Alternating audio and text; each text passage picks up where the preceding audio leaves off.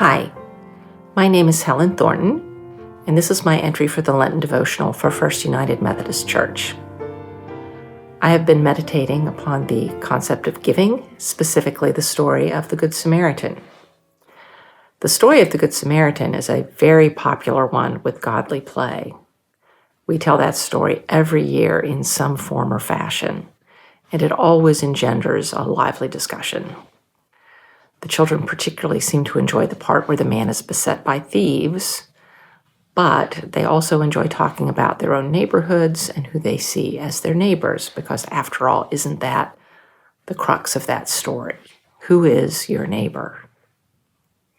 When I was a child, I lived in a neighborhood that was filled with people that I knew well.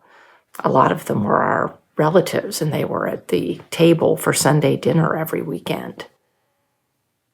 The neighborhood I live in now is a bit different. People who live here tend to work pretty long hours. They're seldom home. Sadly, I think I know their dogs better than I know the folks who own them. It's a very different experience. I also suspect that some of my neighbors probably feel very differently about things than I do. They seem to be very happy about the outcome of the elections in November. I'm a bit hesitant to look any of them up on Facebook because I'm a little concerned about what I might find. I do feel that our current situation with social media is something that both divides and unites us.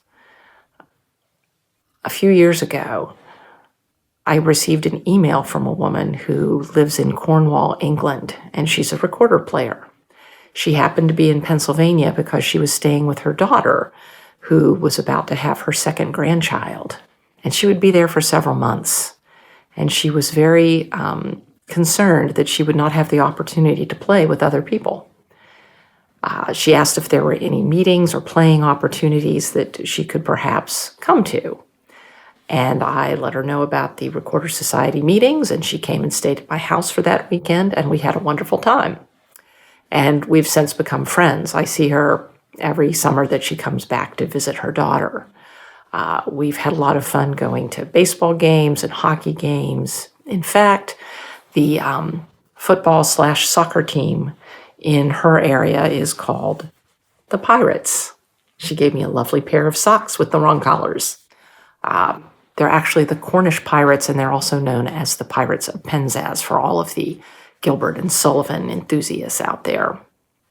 So Roz is certainly an example of finding a neighbor from very far away because of the presence of the internet and social media in our lives.